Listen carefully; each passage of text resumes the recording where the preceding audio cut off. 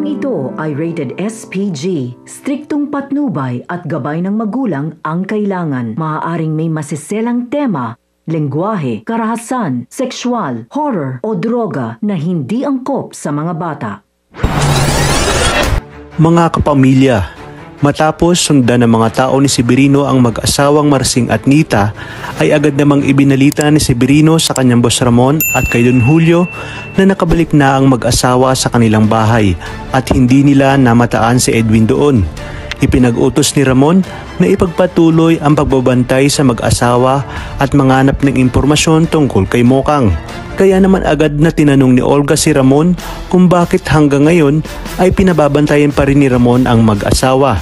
Mas mabuti umunong ituon na lang nito ang kanyang atensyong kay David upang mas lalong maging matagumpay ang pagpapa-expand ng kanilang mga negosyo. Wika ni Ramon na huwag siyang pakikialaman ni Olga dahil alam niya umano ang kanyang ginagawa. Kung kaya't dito, nataranta si David dahil baka biglang magtanong ang mag-asawa lalo pat alam ng mga ito na si Tanggol lang ang laging kasama ni Mokang. Dagdag pa ni David na magkapit-bahay lang sila ni Lamang Marsing at baka magtanong-tanong ang mga tao ni Severino, tiyak umanong mabubuko ang kanyang pagpapanggap at siguradong totodasin siya ni Ramon pag nagkataon. Kung kaya't inutos ni Olga na kinakailangan bumalik ni David ng Quiapo upang manganap ng impormasyon at pigilan ang mag-asawa na may masabi sa mga tao ni Ramon. Sa kabilang banda, bumalik na nga sina Edwin kasama sina Kidlat at Teban sa kanilang hideout at nauna nang nakarating ang iba nilang kasamahan. Ngunit napag-alaman nila na nalagasan sila ng dalawa. Kaya naman sinabi ni Kidlat na kinakailangan nilang maipagiganti ang pagkamatay ng mga ito. Pagbabayarin umano nila sina Jacobe at Samonte dahil umano sa mga ito kaya sila natimbog. Sinabi naman ni Edwin na kailangan magpalamig muna sila lalo pat mga pugante na sila.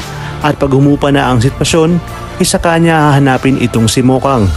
Sa kabilang banda, tuloy na nga ang prison week na taunang ginagawa ni Chief Espinas kung kaya't may mga tagalabas na pupunta sa koreksyonal upang magtanghal at pagbigay ng kasiyahan sa mga preso. Kung kaya't dito na isasagawa ni Nabong ang kanilang planong pagtakas at pagpatay kina Espinas at Tanggol. Talagang kapanapanabik ang mga susunod na tagpo sa teleseryeng ito, kaya naman sabay-sabay natin itong pakaabangan. At kung bago ka pa lamang sa aking channel, ay sana'y huwag kalimutang mag-like at subscribe. Pinutin ang notification bell para updated kayo palagi. Maraming salamat sa inyong panonood at hanggang sa muli, kapamilya.